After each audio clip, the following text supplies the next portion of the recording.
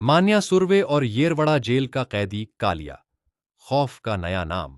80 के दशक में पुणे की ऐतिहासिक येरवड़ा जेल का नाम सुनते ही बड़े बड़े अपराधियों की रूह कांप जाती थी। उस जेल के अंदर कालिया नाम के एक दुर्दांत कैदी की दहशत थी, जिससे नए आने वाले कैदी थर थर कांपते थे। जेल प्रशासन भी कालिया की इस गुंडागर्दी के आगे अक्सर आंखें मूंद लेता था और कैदी उसकी गुलामी करने पर मजबूर थे।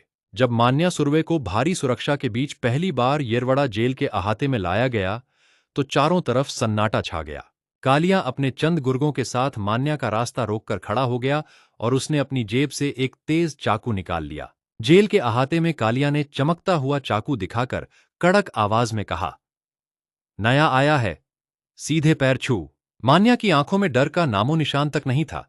उसने कालिया की आंखों में सीधे आंखें डालकर देखा। मान्या ने एक ही झटके में कालिया की कलाई मरोड़कर उसका तेजाब जैसा तीखा चाकू छीन लिया।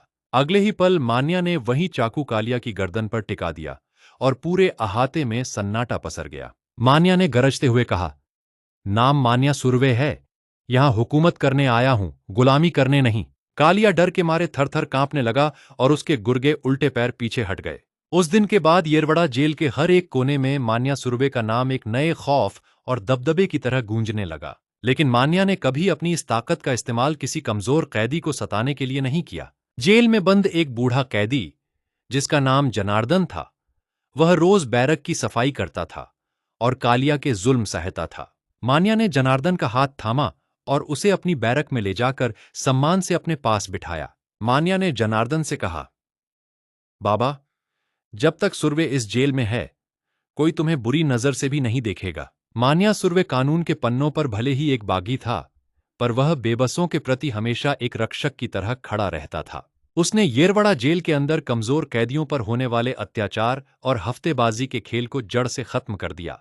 जेल के बड़े बड़े अफसर भी मान्या के इस मजबूत इरादे और कड़क मिजाज का लोहा मानने पर मजबूर हो गए थे।